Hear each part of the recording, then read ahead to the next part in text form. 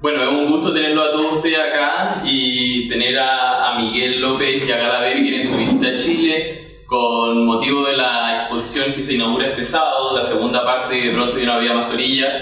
Hemos pasado unos días de montaje, conversando harto y ha sido súper interesante tenerlo y también súper entusiasmados por lo que va a ser el sábado, la inauguración, la conversación que vamos a tener.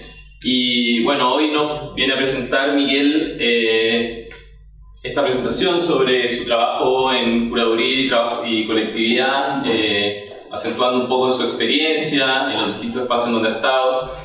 Para contextualizar, Miguel López nace en Lima en 1983, es escritor, investigador y curador independiente. Entre 2015 y 2020 trabajó como curador en jefe y luego como coordinador de teorética en Costa Rica. Su práctica se enfoca principalmente en los procesos colectivos, el arte experimental, arte feminista y las temáticas de género y sexualidad atravesadas por los procesos de la memoria política. Estamos muy felices de tenerte, Miguel, y gracias. Gracias. Bueno, ¿me escuchan bien? ¿Sí? Bueno, muchísimas gracias por la invitación. Estamos muy contentos realmente de estar aquí. ¿Sabes todo? Sí. Como saben, estamos creando esta exposición que inaugura el sábado, que es la segunda parte. Ha quedado fantástica, así que realmente están todos invitados a visitarla. Y bueno, en el marco de esta visita me invitaron también a compartir un poco el trabajo que he venido realizando, lo cual no es muy sencillo porque implica hacer como un recorte, ¿no? Y estaba mucho la idea de la colectividad que Antonio mencionó, entonces pensé que quizá tenía sentido compartir algo de lo que hice los últimos 6 años en Centroamérica, en Costa Rica, que es quizás una parte de América Latina que se discute poco, que se conoce poco, y que a mí personalmente me ha transformado. Yo estuve viviendo 6 años en Costa Rica, fui primero curador en jefe y luego codirector.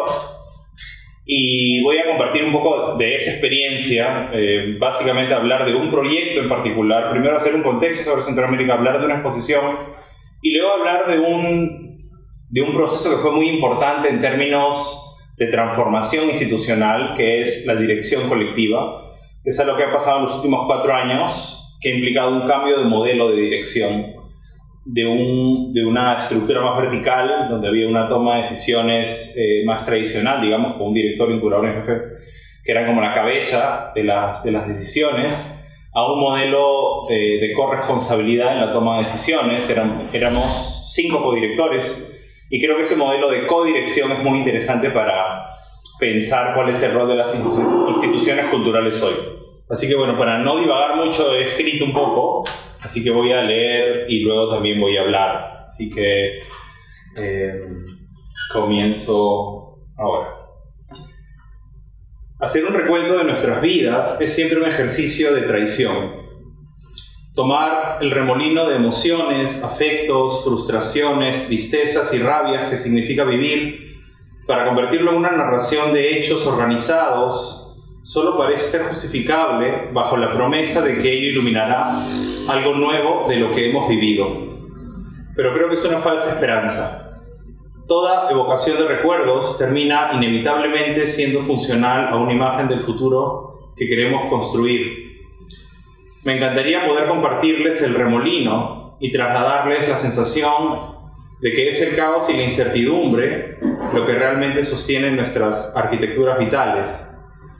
Esta presentación busca compartir algunas impresiones de mi vida y trabajo reciente, principalmente en Centroamérica. Y quería hacer la mención al remolino porque esto que les voy a contar y que he escrito para intentar darle cierto orden, puede dar la falsa impresión de que siempre se tuvieron claras las cosas, como si la curaduría fuera un plan con objetivos siempre previstos de antemano. Pero eso no es la realidad. Si tuviera que resumir el trabajo que les voy a contar, realizado en estos 6 años, tendría que decir con total honestidad 5 palabras. No sé cómo lo logramos. Entre fines de mayo del 2015 y enero del 2021 viví en Costa Rica. Mi casa estaba a pocos minutos caminando del centro histórico de San José y mi centro de gravedad tenía un nombre: Teorética. Si bien Teorética es una fundación sin fines de lucro, podría también definirse como un colectivo. Su pequeña escala y el número de sus integrantes, no más de 10 u 11, permite que en varios momentos las jerarquías se difuminen al punto de activar dinámicas que pueden ser más cercanas a las de una asamblea. Lo más bonito e intenso que me llevo de estos años en Teorética es la complicidad y la generosidad compartida que me permitió imaginar otras formas de pensar lo curatorial, e incluso los invitó a todos en el equipo a hacer algo mucho más difícil: preguntarse cómo salir de las relaciones de autoridad y confinamiento con que las instituciones del arte suelen operar. Como sabemos, las instituciones culturales modeladas por marcos occidentales y normativos son plataformas de concentración de poder en donde los trabajadores culturales están a merced de las máquinas aceleradas de producción global, las cuales se rigen por la hostilidad, la precarización y la competitividad. Pero no me quiero adelantar, de esto hablaré en un momento. Yo conocía Teorética desde hace varios años antes. Desde el 2003, los ecos de sus proyectos habían llegado hasta mí como ondas expansivas. En una Bienal Iberoamericana que tuvo Lima en el 2002, pude visitar a mis 19 años una exposición de la artista Priscila Monge, que la fundadora y directora de Teorética, la curadora Virginia Pérez Ratón, había presentado. La exposición era una especie antológica que prestaba atención a cómo la obra de Monge subrayaba las intersecciones entre amor y agresión.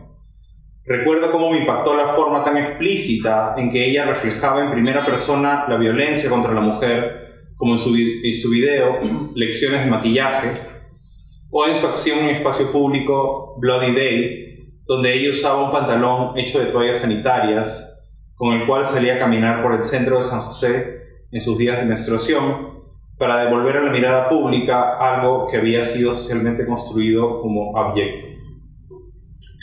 Pero recuerdo aún más especialmente su instalación titulada Pensum, donde convirtió toda una habitación en una gran pizarra escolar, pintando todas las paredes de negro. Allí ella escribió con tiza una serie de frases que iban de frases aparentemente anodinas, como "no debo creer en los héroes", a otras que gritaban una gravedad innombrable, como "no debo dejar que papá me toque". Siempre he recordado con mucho cariño esa exposición curada por Virginia, porque creo que despertó algo en mí, quizás una manera de conectar con inquietudes que yo tenía en torno al género y a la sexualidad. En ese momento yo era un estudiante de literatura y no tenía idea que podía eventualmente dedicarme al arte contemporáneo. Ese encuentro fue sin duda muy importante para mí. En los años siguientes, las noticias de Teorética continuarían llegando en una época en que la información circulaba mucho más lentamente, vía emails y blogs. Pero sin nunca haber estado en Costa Rica, pude comprender perfectamente su relevancia. Recuerdo que lamenté con gran pesar la prematura partida de Virginia en octubre del 2010.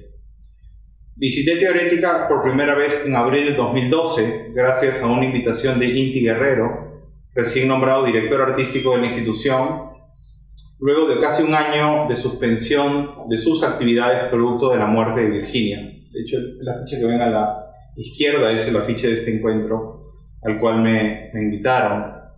Inti había organizado Temas Centrales 2, la segunda edición de un simposio sobre prácticas artísticas y curatoriales en Centroamérica, el cual Virginia había organizado por primera vez en el año 2000 y que tuvo como moderador a Cuauhtémoc Medina, esa primera edición. De hecho, este es el catálogo de la primera edición. Así que esta segunda versión del simposio fue una declaración de intenciones sobre la importancia de continuar con el legado de Virginia. Luego de haber trabajado por muchos años en América del Sur, ese primer viaje a Costa Rica me abrió a un repertorio cultural enteramente nuevo. Se reunieron allí artistas, curadores, estudiantes, historiadores y gestores de Panamá, Honduras, República Dominicana, Guatemala, Puerto Rico, El Salvador, Nicaragua, Cuba, así como de sus múltiples diásporas. Las conversaciones señalaban la complejidad de esa geografía política y las maneras de hacer frente a una fragilidad institucional que era una suerte de espina vertebral en Centroamérica y el Caribe. Encontré estas dos fotos. En la primera, en blanco y negro, se ve a Fiorella Resenterra, entonces directora del Museo de Arte y Diseño Contemporáneo en Costa Rica, y a la extraordinaria y dinámica curadora Tamara Díaz Bringas, quien fue uno de los motores de Teorética, trabajando junto a Virginia por muchos años. Tamara nos dejó tristemente este año de forma repentina. En la imagen de la derecha estoy yo. Es una imagen que no tiene muy buena resolución, pero estoy ahí sentado a la derecha de Tamara, junto a las curadoras María José Chavarría de Costa Rica, Rosina Casali de Guatemala, y al escritor y activista hondureño Fabricio Estrada. La artista cubana Tania Bruguera se conectó vía Skype, cuando todavía se usaba Skype, ahora yo creo que ya no se usa. La imagen emocional más fuerte que tengo de esa mesa, titulada Cartografías Corporales, fue la presentación de Fabricio Estrada sobre las protestas ciudadanas contra el golpe militar que había sufrido el presidente Manuel Zelaya 3 años antes en Honduras. Esos 4 días de discusión y de fiesta, seguido de una gran resaca, hicieron que la imagen que yo tenía de América Latina empezara a tambalear. En octubre del 2013 volví a Costa Rica, esta vez desde México, poco después de curar la exposición Pulso Alterado con Sol Enaro, que revisitaba la colección del MUAC. En ese segundo viaje llegué a la ciudad con una calma distinta, lo cual me permitió escuchar y conocer al equipo de Teorética, salir a comer sin prisas, hablar con artistas e intentar comprender los contornos de aquella escena cultural. Para mí, que venía de co-curar la exposición Perder la forma humana, una imagen sísmica de los años 80 en América Latina, un esfuerzo colectivo de la Red Conceptualismos del Sur en el Reino Sofía en octubre del 2012, estar de pronto en Centroamérica me permitió entender los enormes vacíos que tenemos cuando invocamos de forma cotidiana el nombre de América Latina. Un número importante de quienes ejercemos el trabajo de investigación y curaduría aquí en el sur de América nunca hemos pisado Centroamérica. Quiero dar un poco más de contexto sobre Teorética antes de hablar de curaduría y de colectividad. La institución fue fundada por Virginia Pérez Ratón en 1999, en una antigua casa del barrio Amón en el centro de San José. Esta es la tarjeta de invitación. No era un cubo blanco, tampoco era un espacio industrial. Era, y es todavía hoy, una casa cuya arquitectura fue diseñada para contener 2 habitaciones, una sala y un comedor, un baño, una oficina, un patio y una pequeña cocina. Muchos de los protagonistas de esos primeros años me confiaron borrosas memorias de sus fiestas, discusiones, peleas, vergüenzas y alborotos, así como resentimientos todavía hoy existentes, lo cual hace evidente que Teorética logró algo que no siempre podemos dar por sentado: movilizar una escena. Aún siendo una iniciativa privada, Teorética cumplía una importante función pública, que buscaba buscar ser un motor y buscar generar un puente para Centroamérica y el Caribe. En un contexto de extrema vulnerabilidad en términos de infraestructura, como pueden imaginarse, Teorética abría su espacio a artistas, trabajaba desde lo experimental, generaba diálogos teóricos que ponían en contacto a personas que se encontraban construyendo conocimiento desde las artes visuales. Como plataforma, Teorética era también una forma de tomar posición frente a las políticas culturales estatales, carentes de un real entendimiento de las necesidades del medio artístico. Daba visibilidad a proyectos que partían de la investigación crítica. Su pequeña escala le permitía responder con agilidad a situaciones políticas urgentes o a debates de índole cultural. No estuvo exenta de crítica, pues a menudo se sentía que creaba una brecha entre quienes exponían en sus salas y quienes no. En Centroamérica, las urgencias y las necesidades eran muchas, y en el medio artístico siempre hubo quienes resintieron que no se pudiera atenderlo todo, aun cuando claramente esto es siempre una tarea imposible. A su vez, Costa Rica ocupa un lugar incómodo en Centroamérica, por decirlo elegantemente. Su proximidad con Estados Unidos y su condición de único país en la región que no atravesó procesos de guerra civil e intervencionismo militar permitió que desarrollara una infraestructura cultural envidiable, museos públicos, universidades públicas, una cantidad de centros culturales, etc., los cuales permitieron estimular la idea de una integración regional. No son pocas las voces que han insinuado que la idea centroamericanista resurgía en los 90, cuando acaban los procesos de guerra civil y se firman los tratados de paz, es en realidad un invento activado en Costa Rica por el hecho de que sus museos y universidades tenían los recursos económicos y la solvencia para empujar un nuevo epicentro de encuentro conciliatorio. Pero más allá de los anhelos integracionistas, lo cierto es que la región que llamamos Centroamérica es un territorio profundamente fragmentado, cargado de enormes brechas entre, por ejemplo, la precarización estructural del Triángulo Norte, El Salvador, Guatemala y Honduras, y la opulencia y el paisaje de rascacielos que asemeja por momentos Ciudad de Panamá a Dubái. El flujo migratorio de Nicaragua a Costa Rica, acelerado en los últimos años por la crisis y violencia represora del gobierno del falso sandinismo de Daniel Ortega, ilustra con claridad la abismal desigualdad, la xenofobia y formas estructurales de racismo que permean el funcionamiento social.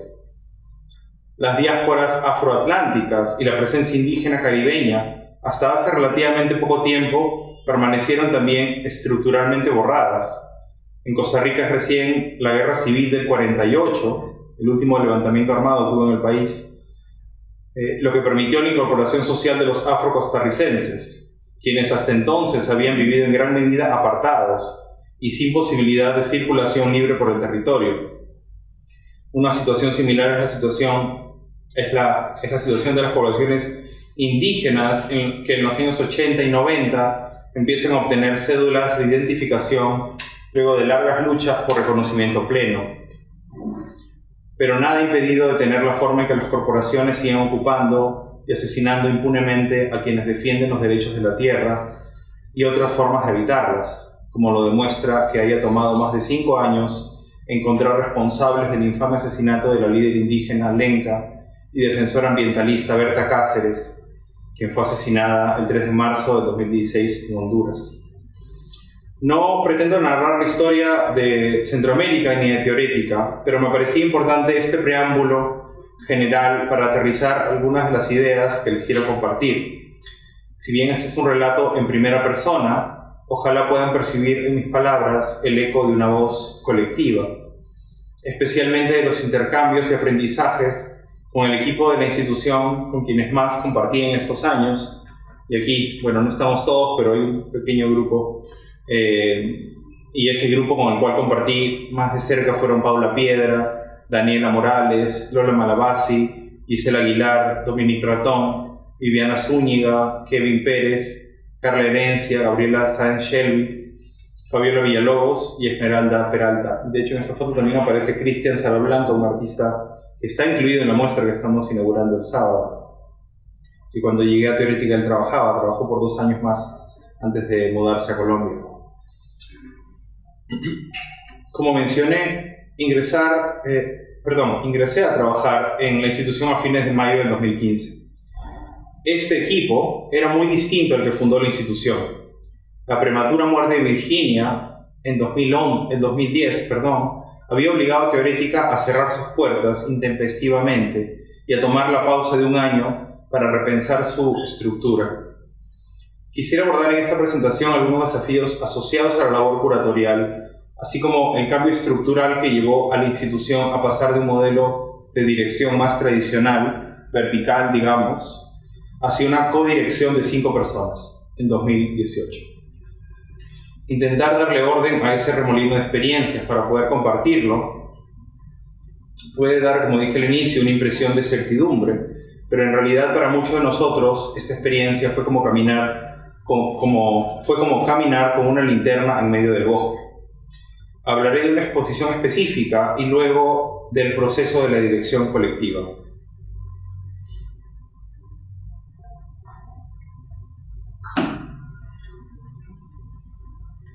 Poco después de llegar a Costa Rica en 2015 y de haber curado una primera exposición sobre las intersecciones entre lenguaje y activismo de género y sexual, titulada Lee mis labios, entendí mejor que antes que la temática de los proyectos, lo realmente significativo era poder generar nuevos canales de intercambios. Intuyo que esto venía marcado por mi experiencia de haber sido testigo de un momento de transformación de las instituciones museísticas. Recuerdo cómo desde 2005-2006 los museos en América Latina empezaron activamente a coproducir exposiciones. Las salas del Museo de Arte de Lima, en Lima donde yo vivía en ese momento, dejaron de recibir los proyectos que ofrecían las embajadas y las corporaciones, exposiciones que provenían de Francia, de Inglaterra o de Finlandia, algunas muy buenas, cabe decir, para empezar a generar un ritmo propio de exposiciones en diálogo con museos de la región. Pienso en el viaje de la era de la discrepancia que yo pude ver en el MUCA, en México, en el 2007, y que luego viajó al Malva de Buenos Aires y a la Pinacoteca de Sao Paulo en 2008. Aquí, de hecho, esta foto la tomé yo en México en el 2007, y estas son fotos de la inauguración en el Malva de la misma exposición, la era de la discrepancia, que era una revisión del arte experimental y crítico de México entre el 68 y el 97. O también pienso en la retrospectiva de Óscar Muñoz, viajando desde el Museo del Banco de la República de Bogotá al Malva y luego al Mali, o al Museo de Arte de Lima, que todavía no era Mali en ese momento, o la retrospectiva de Fernando Brais, organizada por el Museo de Arte de Lima, pasando por el Malva, luego el MUAC, entre varios otros ejemplos.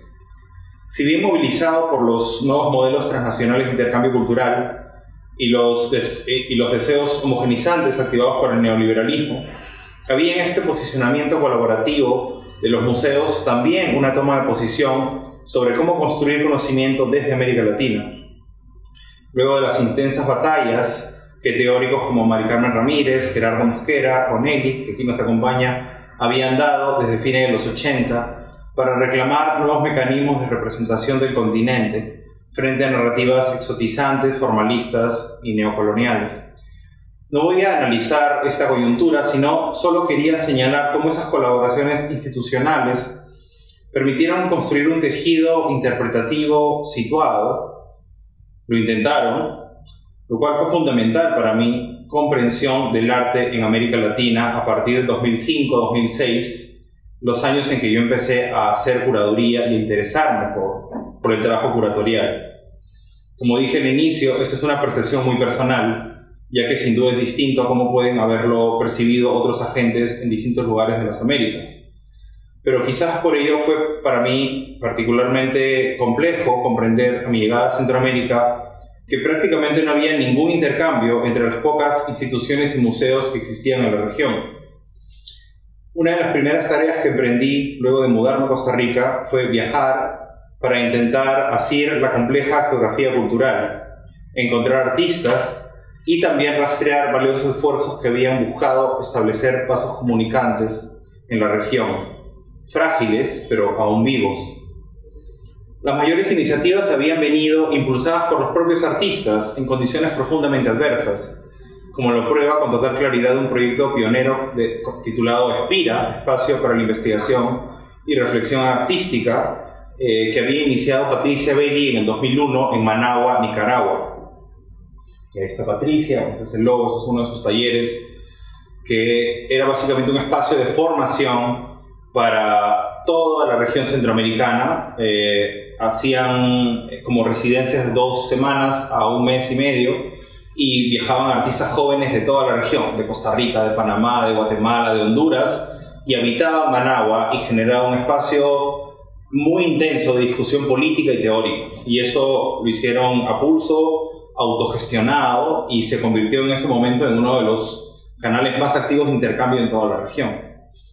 Bajo la premisa de que enseñar arte es fomentar el aprendizaje de un oficio subversivo, Belli convenció a cientos de jóvenes para que viajen a Managua para ser parte de programas de discusión crítica, talleres y residencias que los colocaron literalmente contra las cuerdas. No sorprende que este proyecto de pedagogía experimental haya surgido de la rabia y la frustración que sintió Belli cuando, al ganar un importante premio nacional de pintura en 1999, con una escultura textil, fuera ella violentamente atacada debido a una serie de valores artísticos conservadores y sentidos comunes misóginos. Para evitar que ninguna otra artista tenga que pasar por esa matonería, Belli se decidió crear un espacio dedicado a introducir y a cambiar la sensibilidad cultural local. Pero más allá de las plataformas independientes, existe un reducido grupo de museos y fundaciones en la región que no logra aún establecer una política de colaboración recíproca activa y constante. Las razones son demasiado complejas y específicas como para desmenuzarlas aquí, pero al encontrarme ante esa circunstancia, mi intuición, tal vez tan entusiasta como ingenua, fue buscar despertar un deseo común que permita animar colaboraciones y sacar adelante proyectos imposibles de financiar únicamente con los bolsillos de la autogestión. Esto implicaba encontrar un proyecto y un cuerpo de obra que sea difícil de ser resistido por instituciones con agendas divergentes. Luego de darle muchas vueltas y pensar las distintas líneas que organizaron los debates regionales, entendí que Patricia Belli podía ser esa manzana del Edén. En mi fantasía pensaba que una vez saboreados los efectos de un trabajo cooperativo, esto podría despertar una forma de contagio o adicción a la colaboración institucional. Creo que erré en mis predicciones, porque efectivamente las condiciones de posibilidad que sostienen estos intercambios exceden muchas veces los deseos personales. Sin embargo, creo que la experiencia dejó episodios de los cuales es todavía posible seguir aprendiendo. Si bien yo era muy optimista, y aquí está Patricia, es una foto de una obra de fines de los 80 en Managua, si bien yo era muy optimista, la realidad es que cuando empezamos a diseñar el proyecto, lo que sería mi segunda exposición en Teorética, era difícil saber si otras instituciones iban a responder al llamado, otras instituciones de Centroamérica, me refiero. Yo tenía entonces 7 u 8 meses en Costa Rica y aún estaba intentando comprender las complejidades de una empresa como esta, en una región en donde no existe compañías de transporte especializado en arte y en donde incluso solicitar seguros era visto como una extravagancia, cuando no un total desvarío. Al conversarlo con distintas personas del equipo de Teorética, había una coincidencia de la importancia de hacer la primera retrospectiva de Patricia Belli, más aún considerando la cercanía que ella tenía con la institución. Belli había sido una amiga cercana de Virginia, pero además ella había participado en muchos eventos y había presentado una de sus más importantes individuales en Teorética, que ese es un detalle de la instalación que era muy grande, titulada El Circo, en el año 2001. Y era además una compañía y una cómplice cercana de muchos artistas jóvenes en Costa Rica. No nos equivocamos del todo.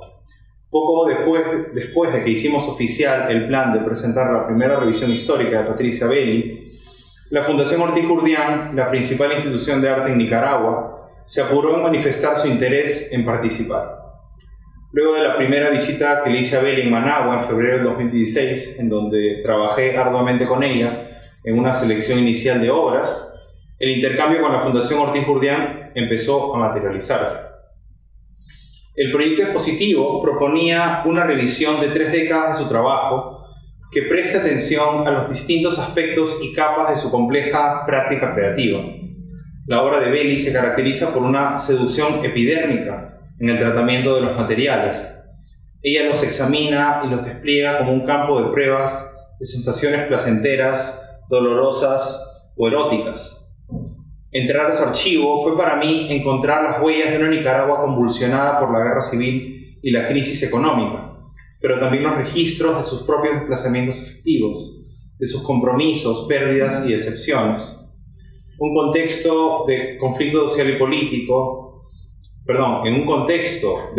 social y político, la obra de Belli operó como un ejercicio de alquimia material y poética, transformando las sensaciones de vigilancia y opresión en un laboratorio plástico de redefinición de la vida.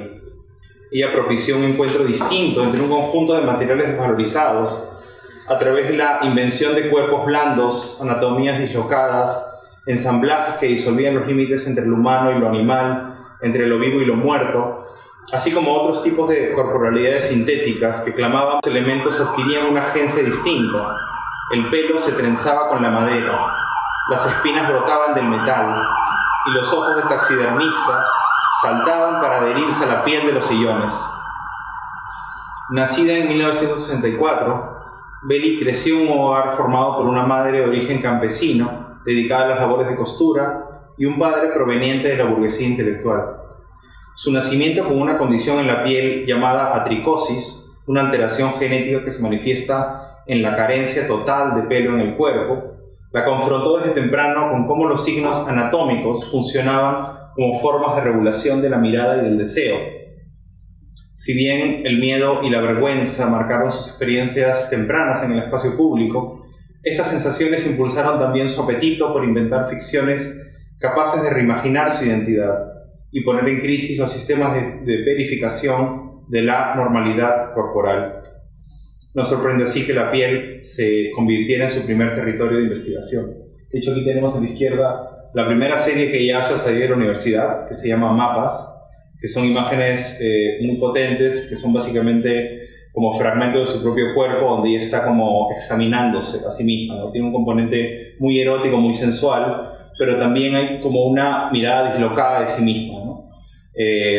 Y esa mirada sobre el cuerpo la acompaña todo el tiempo, esa mirada fragmentada del cuerpo, ¿no? Y a la derecha, bueno, es un fragmento de un video de una instalación donde ella juega con su propia cabeza desnuda, con su propio cuerpo desnudo de pelo, digamos, y trabaja justamente con la producción del deseo, ¿no?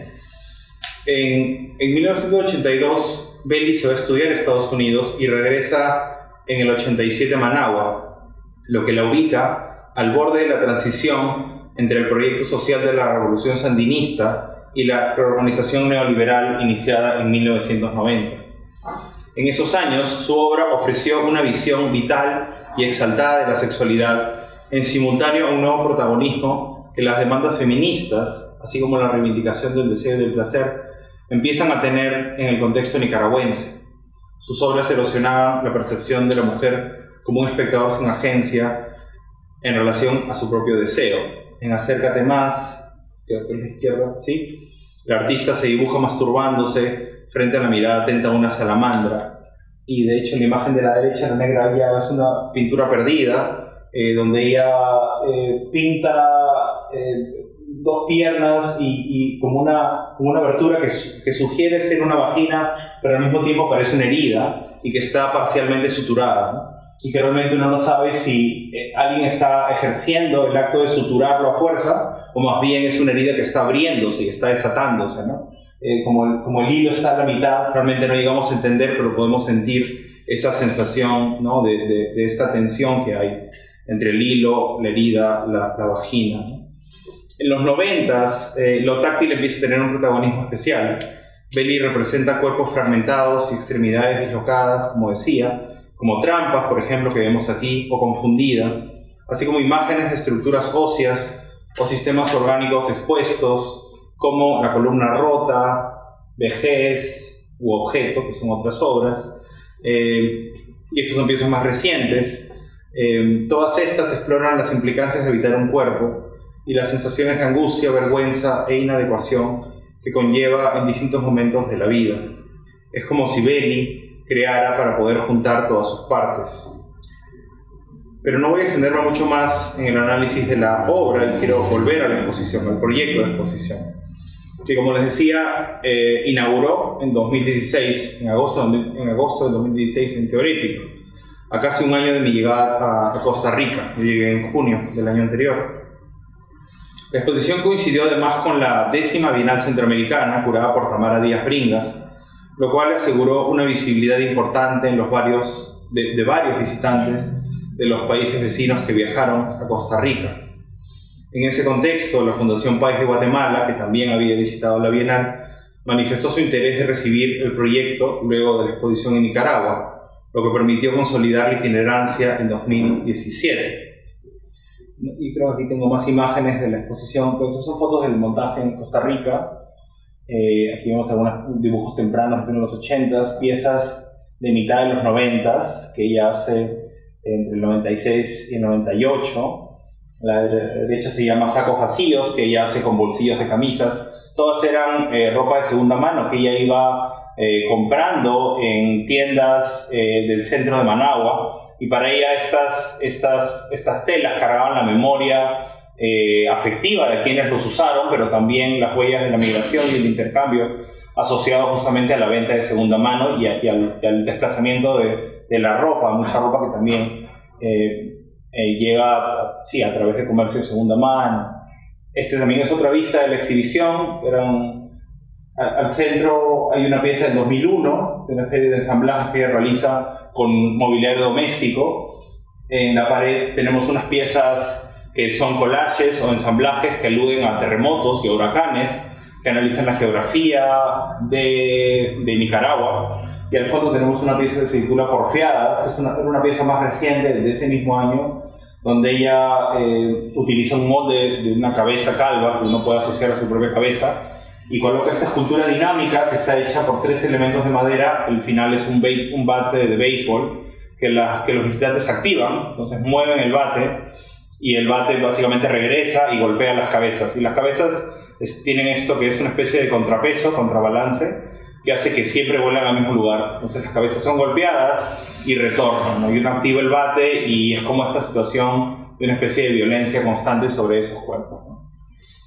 Estas son imágenes de la exposición en Managua, que fue en febrero del 2017 y que fue realmente difícil de olvidar por la convergencia de cientos de estudiantes y artistas jóvenes que llegaron a celebrar a Patricia y que realmente convirtieron la exposición en una fiesta. Esta era la primera parte de la exposición.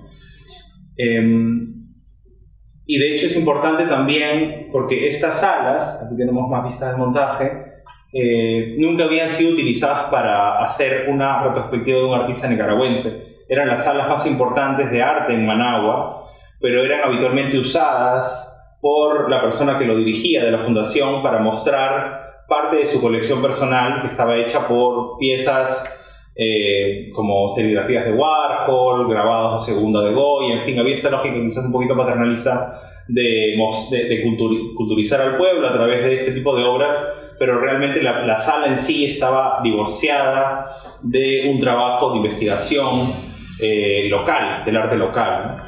Entonces eso fue especialmente importante porque poder mostrar la obra de Patricia Belli en estas salas era una manera de reclamar estos espacios para el arte nicaragüense, para el arte contemporáneo nicaragüense, ¿no? Así que fue realmente importante por ese motivo también. Aquí vemos más piezas y la exposición en Nicaragua fue bastante más grande, ¿no? La idea era también, como decía al inicio, que este vínculo entre Teorética y la Fundación Ortiz Gurdián pueda consolidarse, ¿no? Era realmente el sentido de poder llevar la exposición de un lugar a otro también, ¿no? La exposición vino acompañada de un libro, que fue además la excusa para organizar y digitalizar el extenso archivo fotográfico de Patricia Belli, que incluía más de 500 diapositivas, negativos y documentación de obras desde el principio de los años 80. Gran parte de esos materiales están ahora resguardados y disponibles en el Centro de Estudios y Documentación de Teorética. Y la verdad eso fue también muy importante porque eran materiales en riesgo, que no tenían condiciones buenas de conservación. Y lo que hicimos con Patricia en esos meses de trabajo fue empezar a fecharlos, a darles nombres, a ubicar de dónde había venido cada diapositiva. De hecho, aquí está Sara Garzón, que hizo una pequeña pasantía en Costa Rica y nos ayudó a este proceso. Y la exposición vino acompañada de un libro que fue además la excusa, como decía, de digitalizar estos materiales, ¿no? El libro fue planteado como una coproducción con la Fundación Ortiz Gurdián, la cual iba a estar encargada de imprimir el libro en Managua, porque la fundación tiene una alianza con una imprenta. Este vínculo, sin embargo, tuvo que interrumpirse abruptamente debido a la crisis iniciada en abril de 2018 en Nicaragua, después de que numerosas protestas de la sociedad civil fueran violentamente reprimidas por el gobierno dictatorial de Daniel Ortega, lo cual estaba dejando un saldo muy alto de heridos, desaparecidos y muertos. Así que al final el libro tuvimos que imprimirlo en Costa Rica. La verdad es que sí nos entusiasmaba mucho poder coeditar este libro con ellos. De hecho, dejamos el logo de la Fundación Ortiz Gurdián como una especie de homenaje a ese deseo compartido de trabajar. Pero al final el libro salió en Costa Rica y era un libro, no sé si aquí lo tienen, pero bueno, es un libro de más de 300 páginas, bilingüe, con cerca de 220 imágenes, que incluye además la narrativa de Patricia Belli, ¿no? Finalmente, yo diría que la exposición de Patricia logró lo que inicialmente esperábamos, que era generar un recorrido al interior de Centroamérica. Comenzó en Costa Rica, viajó luego a Nicaragua y después a Guatemala, frustrándose la última parada, El Salvador, por temas logísticos y de seguros. Esta es una imagen de Patricia en Guatemala. En cada uno de estos lugares generó una convocatoria impresionante de artistas jóvenes que de forma directa o indirecta tenían a Belli como una maestra. Quizás esta haya sido la primera antológica de un artista centroamericano que ha logrado presentarse en 3 países seguidos en la región. Sin embargo, la colaboración interinstitucional a largo plazo que aspirábamos consolidar a través de este proyecto no pudo volver a repetirse. Intentamos con una siguiente exposición en torno a la obra de Victoria Cabezas y Priscila Monge, que presentamos en Teorética a fines del 2018, 2 artistas pioneras de la investigación artística feminista en los años 70 y 90 respectivamente, pero no fue posible concretarlo. Finalmente, ante la imposibilidad de hacerlo viajar en la región, el proyecto terminó presentándose en el American Society de Nueva York en 2019. El agravamiento del clima político en la región, además de una constante crisis económica, dificulta constantemente el tejer un intercambio fluido. Y algo que he venido cuestionándome también un tiempo después es si realmente este modelo de colaboración y coproducción es una manera adecuada de construir intercambio y conocimiento crítico en la región. Y ahora quiero hablar de la dirección colectiva, que en realidad esto lo voy a hablar más que leer, pero voy a hacer una pequeña introducción cortita. No hay una manera fácil ni sintética de dar cuenta de este proceso, así que simplemente lo voy a dejar esbozado. Uno de los cambios recientes más importantes en Teorética ha sido la transformación de la institución hacia un modelo de dirección colectiva. En enero del 2018 comenzó públicamente este proceso de liderazgo que incluyó a 5 personas del equipo: Paula Piedra, que venía de hacer producción; Daniela Morales, que venía de coordinar uno de los espacios de Teorética tiene 2 casas; Lola Malabasi, que venía de educación y de curaduría; Dominique Ratón, que en realidad no trabajaba en la institución propiamente, pero era una aliada permanente y era la hija también de Virginia, y una cómplice de nuestros proyectos; y yo, que era el curador. En 2019, Dominique se retiró para dedicar a sus proyectos, y en diciembre del 2020 yo también cerré mi vínculo con Teorética. Actualmente la dirección colectiva es llevada adelante por 3 personas: Paula, Daniela y Lola. Inspirado por instituciones experimentales, espacios dirigidos por artistas, como Beta Local, por ejemplo, en Puerto Rico, el trabajo del ecosistema Arts Collaboratory y su enfoque en el cambio social, así como por la crítica feminista a las instituciones culturales, Teorética llegó a la conclusión, en 2017, de que necesitaba interpelar el funcionamiento de sus propias estructuras de poder, jerarquías y divisiones laborales que determinaban el trabajo de la institución. Esta necesidad había surgido de manera intuitiva en un momento de vacío de dirección que existió entre la partida de Inti Guerrero en noviembre del 2014 y mi llegada en mayo del 2015. En esos meses, sin un director artístico o sin un curador en jefe, el equipo de trabajo trabajó de forma colectiva para visualizar y programar diversas actividades que empezaron a modificar el perfil del espacio. Especialmente Paula, Daniela y Lola cumplieron un rol fundamental al suplir creativamente la ausencia del director artístico, complementando el trabajo que realizaba entonces la historiadora de arte Gabriela Sáenz-Shelby, que ocupaba el cargo de director ejecutivo. A mi llegada había ya una serie de preguntas sobre las implicancias de un modelo de dirección como una forma de poder concentrado en una sola persona, así como preguntas sobre sobre los límites que definen lo que podemos hacer o no hacer en la institución, según los cargos que ocupamos. Creo que la sensación principal se puede resumir en estas preguntas. ¿Por qué tenemos que seguir recibiendo instrucciones sin participar activamente en la generación de esos contenidos? ¿Qué significa dirigir una institución? ¿Cómo cuestionar la división entre los que hacen y los que piensan? ¿Es posible colectivizar la toma de decisiones sobre los presupuestos, los programas, los espacios, los invitados, considerando que todos nos vemos afectados por estas situaciones, actividades, personas? ¿Era posible reimaginar internamente la institución? Nos dimos cuenta también que uno de los principales obstáculos para poder lograr esa reimaginación era la demanda incesante de producción al cual nos habíamos acostumbrado. El ritmo de la máquina global de hacer exposiciones funciona de forma vertiginosa, dando realmente mínimo espacio para detenerse y pensar. Así que una primera decisión en 2017, poco después de la exposición de Patricia Belli, fue realizar una huelga de exposiciones.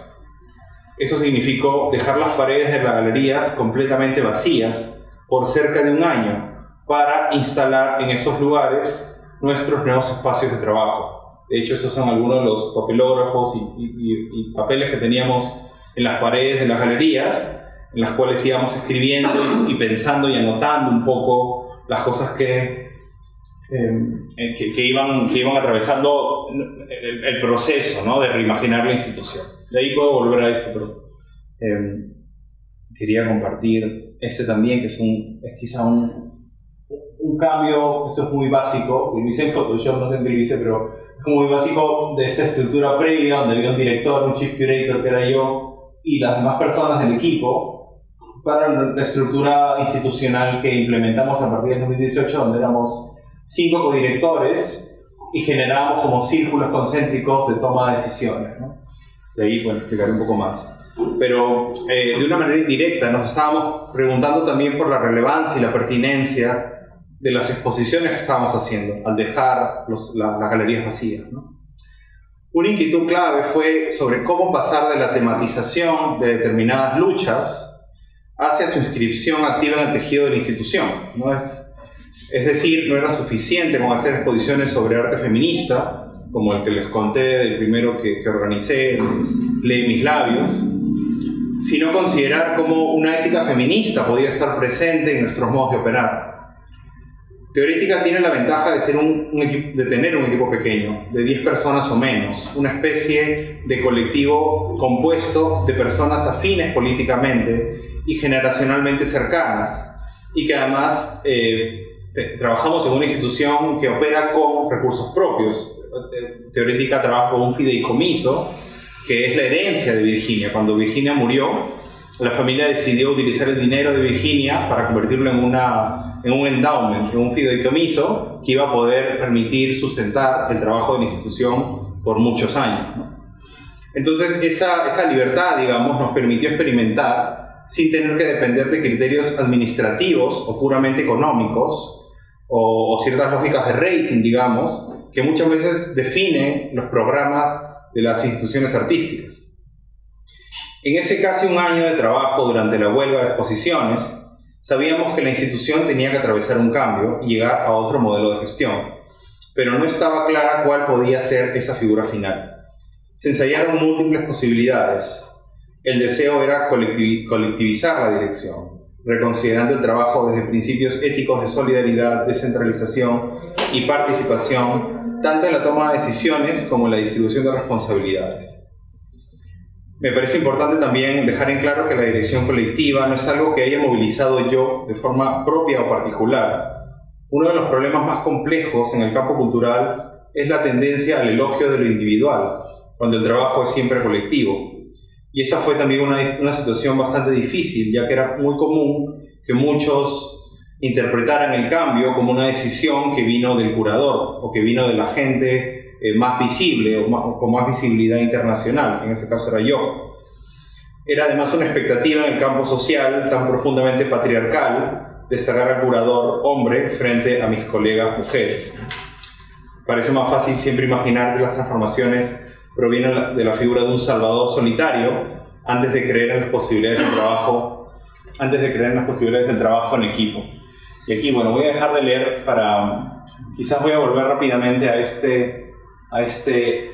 imágenes que no sé si se ven bien, pero eran como algunas de las primeras propuestas que teníamos a inicio del 2017 sobre, por ejemplo, cómo visibilizar la estructura administrativa de Teorética, cómo hacer visible a la comunidad, cómo operaba la institución en términos administrativos, en términos operativos, de producción, etc., ¿no? Y eso también tenía que ver con poder compartir el aprendizaje de trabajar en una institución, ¿no? Si otros podían ver cómo operábamos administrativamente, quizás ese conocimiento podía diseminarse y podía generar la creación de otros espacios, ¿no? Después también una de las propuestas era generar un juego en las responsabilidades, que hay una rotación de lo que hacemos en la institución, porque esta división que hay entre los que piensan y los que producen está basada justamente en que hay como habilidades que están circunscritas a personas específicas, ¿no? Pero cómo hacer que esas habilidades no sean exclusivas, sino que sean comunes, ¿no? Cómo hacer que yo como curador no solamente le diga a Paula, que es mi productora, lo que tiene que hacer, sino que yo voy a coproducir con ella y ella puede conceptualizar conmigo, ¿no? Entonces, ¿cómo podemos allí aprender? En una lógica de aprender de lo que el otro está haciendo también, ¿no? Después, otra propuesta era repensar la relación entre el tiempo y el presupuesto y pensar, lo que decíamos ahí, la salud de los miembros, porque sentíamos de que la manera en la cual las instituciones trabajan es muy desgastante y la salud de los operadores culturales es lo que menos es visible, ¿no? Entonces, como que cómo hablar de salud, cómo hablar de cuidado y cómo poner esa lógica de salud y cuidado al frente y no atrás. Es decir, no es que no importa cómo están las personas, sino que lo más importante es cómo están las personas y luego de eso todo lo demás, ¿no? Luego hablábamos de la lógica de una propuesta de Dani sobre el banco de tiempo, ¿no? Sobre cómo gestionar el tiempo de otro modo. De qué manera pensar que en determinadas semanas o meses tenemos más tiempo y en otros tenemos menos tiempo. Cómo poder intercambiar el tiempo, cómo poder hacer disponible el tiempo, visibilizar el tiempo. No eran como ideas, como hablamos de maquetas, hablamos de objetos lúdicos para hacer visible cuando siento yo en la semana que tengo más tiempo y que el otro lo sepa solamente al ver una cosa en mi escritorio. Pero era la idea de un banco de tiempo, ¿no? Porque el tiempo también es importante, ¿no? Después hablamos de puerta autogestionada. Eso tenía que ver ya con cómo se ingresa al espacio, ¿no? Porque las maneras en las cuales se ingresa al espacio también determina qué tipo de agencia tiene la gente dentro del espacio, ¿no? Entonces, cómo la puerta no está controlada por una persona, cómo hacer para que no haya un control sobre esa puerta. Era un montón de preguntas en realidad, más que respuestas, ¿no? Después, lineamientos, espacio compartidos, donde eso era más conceptual sobre los programas. La idea del espacio común, cómo poder recuperar la idea de la casa, ¿no? Que estuvo siempre presente, ¿no? Pero cómo hacer más cómodo para las personas que visitan Teorética, y hablamos del comedor, del estudio, de la importancia de la conversación. Después también, ahí dice mecanismos de circulación de fondos diversos, y eso tenía que ver con pensar el dinero que teníamos como una olla común, que eso también tenía mucho que ver con el trabajo con Arts Collaboratory, y también pensar que de pronto el mejor uso que se puede hacer del dinero no necesariamente tenemos que hacerlo nosotros. De repente el mejor uso que hay para esos $10.000 no pasa por Teorética, sino pasa por dárselo a Aspira en Nicaragua, y eso es mucho mejor que nosotros lo gestionemos. Entonces, ¿cómo poder imaginar un mecanismo que haga que el dinero circule, ¿no? Y que no esté atrapado en quienes lo tienen, ¿no? En quienes y solamente, digamos, o quebrar la idea de que porque lo tienes que administrar tú, ¿no? Sino la idea de, bueno, lo tengo, pero puedes administrarlo tú, ¿no? Era como una serie de preguntas asociadas a eso, ¿no? Después, nuevamente, la noción del tiempo, sobre cómo ver cosas fuera de Teorética. Lo de la derecha es un poco más difícil de leer, pero tiene que ver con la escucha, ¿no? La importancia de la escucha, cómo generar espacios de escucha dentro del ritmo diario del trabajo de la institución, dinámicas de comunicación, de habitación, sostenibilidad, y bueno, aquí creo que tengo algunos otros conceptos, ¿no? ¿Qué significa dirigir una institución? Y creo que eso a mí personalmente como curador fue muy importante, porque creo que los curadores estamos como muy educados en la idea de que nuestro trabajo es concentrar el poder, ¿no? Concentrar el poder y la toma de decisión, y que tenemos que estar siempre vigilantes de todo, ¿no? Y que nada puede escapársenos, ¿no? Y creo que esa idea permea mucho, y creo que es un poco nociva también, porque lo que hace es perpetuar una idea de institución que es muy dependiente de una persona y de una lógica del salvador de una persona. Entonces, ¿cómo poder cuestionar esa jerarquía y cómo poder desaprender eso que los curadores tenemos muy, muy inyectado, ¿no? Dentro de lo que hacemos, ¿no? Después, bueno, lo que mencionaba hace un momento, división entre los que hacen y los que piensan, con la idea de que todos podamos hacer, de que todos podamos pensar. Después, colectivizar la toma de decisiones sobre el presupuesto y el uso de espacios, que también fue muy interesante porque implicaba no solamente colectivizarlo al interior del equipo, sino también abrir que esas decisiones puedan ser con otras personas de la comunidad artística, porque también teníamos que reconocer que de pronto, es decir, de pronto no tenemos las mejores ideas. Es decir, la idea de que porque trabajamos en la institución tenemos claridad sobre lo que la institución tiene que hacer es una falacia, ¿no? Nos gusta creer que tenemos claridad, pero en realidad se pueden trabajar con distintos agentes, comunidades, colectividades para poder decidir, ¿no? Presupuestos, espacios, colaboraciones, etcétera, ¿no? Y después, bueno, eso la pregunta sobre cómo reorganizar internamente la institución tenía que ver justamente con estos cambios de roles. Eso también está asociado a las formas de trabajo y a la toma de decisiones, que también involucró una dinámica operativa distinta, muy influenciada por Ars Collaboratory, que tenía una forma de toma de decisiones que era muy estimulante, en donde todas las personas de la institución que acudíamos a las reuniones teníamos que asumir ciertos roles cambiantes en cada reunión, y estos roles tenían nombre, ¿no? Uno era el host, que era la persona que organizaba la reunión, que convocaba, y eso también fue interesante porque es habitual que el director convoque las reuniones, pero en este nuevo modelo decíamos que cualquier persona podía convocar las reuniones y nos turnaba para convocar las reuniones. Entonces, una persona que trabajaba en archivo podía convocar la reunión, como una persona que trabajaba en administración podía convocar la reunión. Y en función de quién convocaba la reunión, la agenda era distinta, porque evidentemente no era igual que el director convoque una reunión con una agenda puntual a que la persona que trabaja en el archivo convoque la reunión. Entonces se definía una agenda y luego los demás contribuían a armar esa agenda. Luego otro rol importante dentro de estas reuniones se llamaba el harvester, que era la persona que cosecha las ideas. Entonces una de nosotros, de este grupo de 8, de 10, asumía el rol de harvester y tomaba notas y básicamente hacía como una especie de acta de lo que iba pasando. Y eso también era un proceso de aprendizaje, porque nuevamente, digamos, las decisiones no estaban concentradas en lo que uno escribía, sino que en función de quién era el harvester, la forma de esa acta cambiaba, ¿no? Y eso creo que era muy interesante también. Teníamos dos figuras más, que era el guardián de proceso y el guardián de intención, que permitían que la reunión esté bien dirigida, bien direccionada. El guardián de proceso se encargaba de trabajar los tiempos, ¿no? Y de hacer que todos participen. Entonces el guardián de proceso decía: tú no has hablado, participa, ¿qué tienes que decir sobre esto, ¿no? Y cuando algo se extendía decía: no, estamos tomando mucho tiempo sobre eso, tenemos que volver a otro punto en la agenda, y nos conducía, ¿no? Después el guardián de intención era una persona que estaba muy atenta para ver la pregunta de esa agenda. Si teníamos que tomar una decisión sobre había llovido mucho y había que resolver la puerta del garaje, bueno, que esa decisión se tome, que no se pase por alto, ¿no? Entonces, guardián de intención, cuidado que las intenciones de la agenda se logren, ¿no? Digamos que era el Cookie Monster, que era una persona que traía jugos, galletas, lo que sea, para simplemente acompañar esa reunión, ¿no?